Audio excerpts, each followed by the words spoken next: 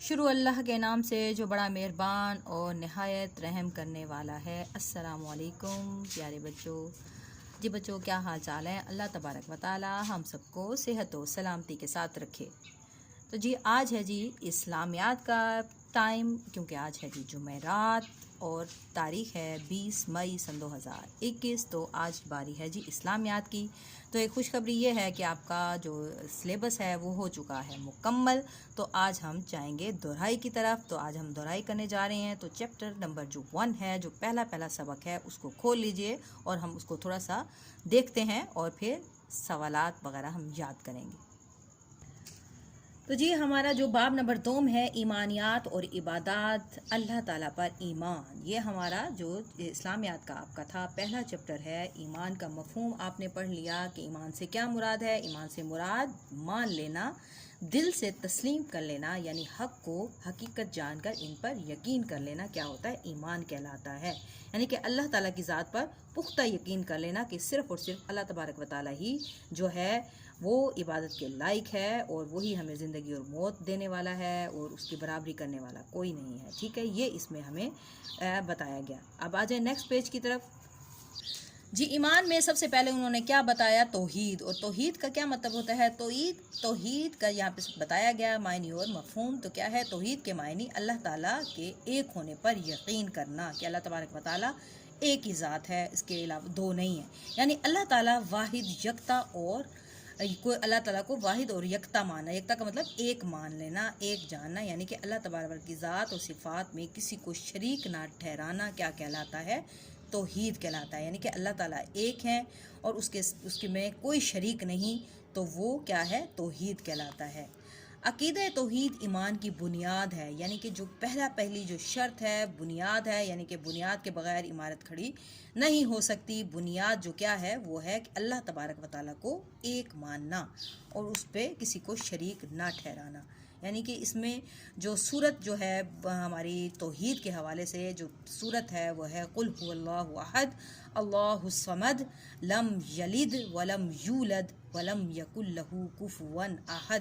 یعنی کہ توحید کی مکمل جو بیان کرتا ہے جو سورت اخلاص ہے، وہ مکمل بیان کرتی ہے کہ اللہ تبارک و تعالیٰ ایک ذات ہے۔ یعنی کہ قل هو اللہ احد اللہ الصمد لم یلد ولم یولد ولم یکن لہ کفوا احد، یعنی کہ اللہ تبارک و تعالیٰ ایک ہے، اس کا کوئی شریک نہیں ہے، وہ اکیلا ہی پیدا ہوا ہے، نہ وہ کسی سے جنا گیا، نہ اس نے کسی کو جنا، اور وہ کوئی اس کا ہمسر نہیں۔ ٹھیک، یہ مکمل ایک صورت توحید کے حوالے سے ہے۔ اس میں اور کیا بتایا گیا؟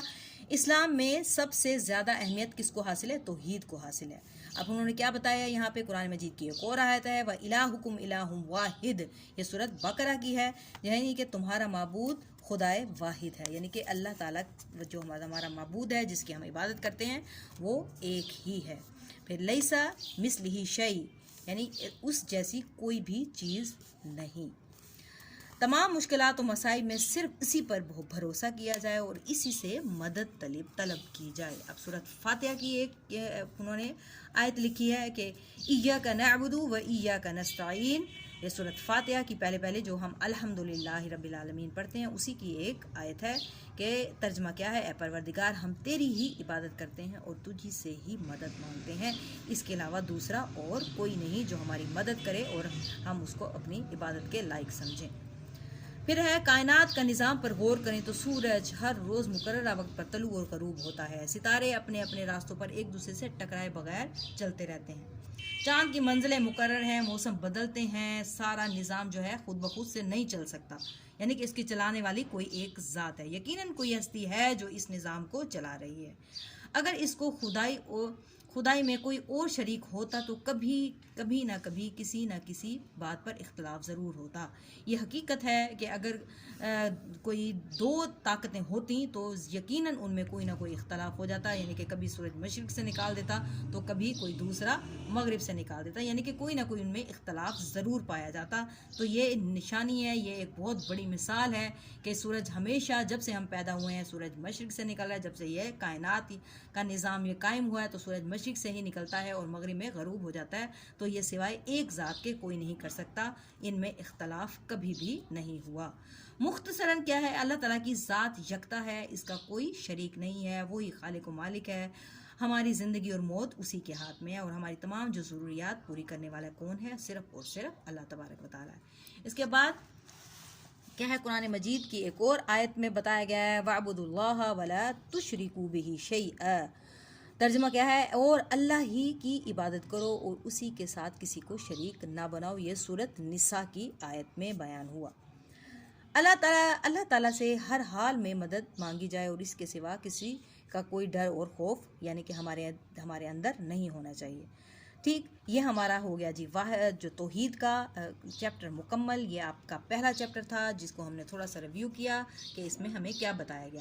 سوالات ان کو اچھے طریقے سے آپ یاد کریں۔ اب ایمان سے کیا مراد ہے، اللہ تعالیٰ پر ایمان کا کیا مطلب ہے، پیچھے میں نے جو سب سے پہلے جو میں نے پڑھا تھا یہ آپ کے تو ایمان کے حوالے سے کہ کیا ہے ایمان، ہم دوبارہ دیکھ لیتے ہیں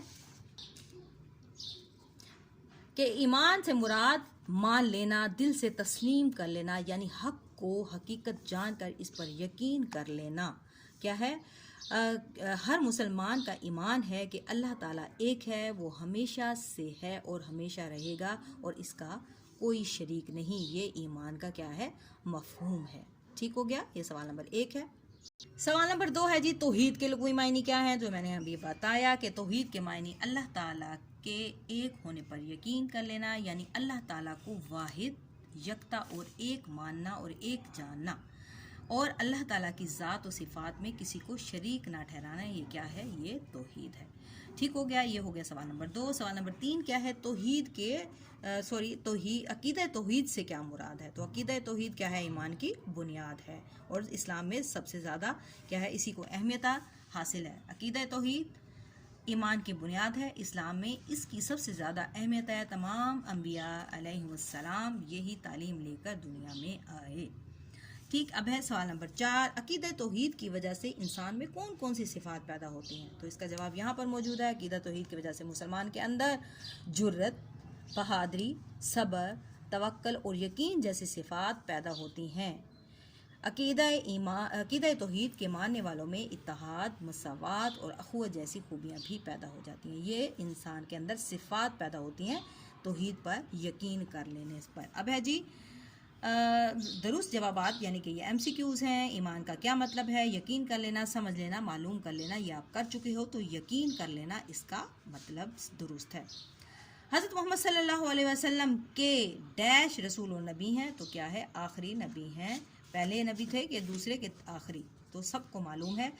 اللہ تعالیٰ کے احکامات پر پختہ ڈیش کا نام ایمان ہے۔ سوچ، یقین، خیال، تو اس کا صحیح جواب ہے یقین، جو ہے پختہ یقین کر لینا ایمان ہے۔ زندگی اور موت کا ڈیش اللہ کے پاس ہے، تو اس کا صحیح جواب کیا ہے، اختیار۔ تو اختیار صرف اور صرف اللہ کے پاس ہے، ہماری زندگی کا بھی اور ہماری موت کا بھی۔ جی توحید کا مطلب اللہ تعالیٰ کو ایک ماننا اور ایک ڈیش ہے، تو ایک جاننا اس کا مطلب درست ہے۔ اب ہے جی خالی جگہ، ہر مسلمان کا ایمان ہے کہ اللہ تعالیٰ ایک ہے۔ اللہ تعالیٰ ہر غائب عیب سے پاک ہے۔ حضرت محمد صلی اللہ علیہ وسلم اللہ کے آخری رسول ہیں۔ کائنات کی ہر چیز اللہ تعالیٰ کے حکم کی پابند ہے۔ توحید پر یقین ایمان کی بنیاد ہے۔ ٹھیک، اللہ تعالیٰ کی ذات کیا ہے، پاک ہے۔ ہمیں ہر حال میں اللہ سے مدد مانگنی چاہیے۔ اس کے بعد ہے جی توحید سے مراد اللہ تعالیٰ کی ذات میں کسی کو شریک نہ کرنا ہے۔ پھر ہے جی اللہ تعالیٰ کی ذات ساری دنیا کا نظام چلا رہی ہے۔ ٹھیک ہو گیا، اب ہے جی ہماری زندگی اور موت اللہ کے ہاتھ میں ہے۔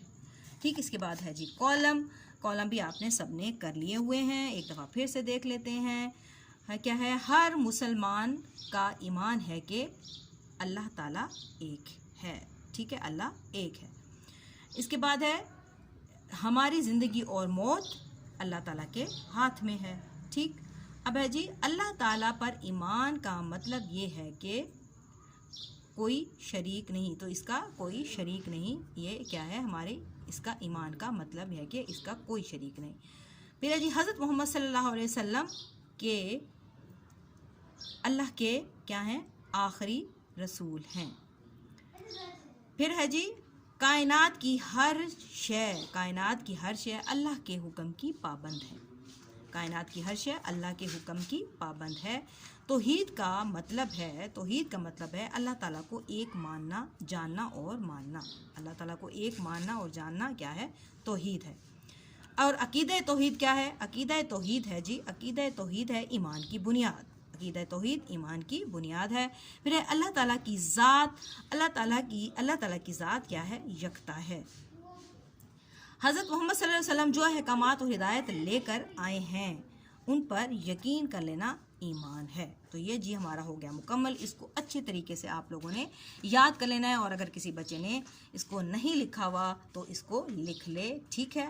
اپنا رکھیے گا بہت سارا خیال۔ آج کے دن کے لیے اتنا ہی۔ اوکے بچوں، ٹیک کیئر، اللہ حافظ۔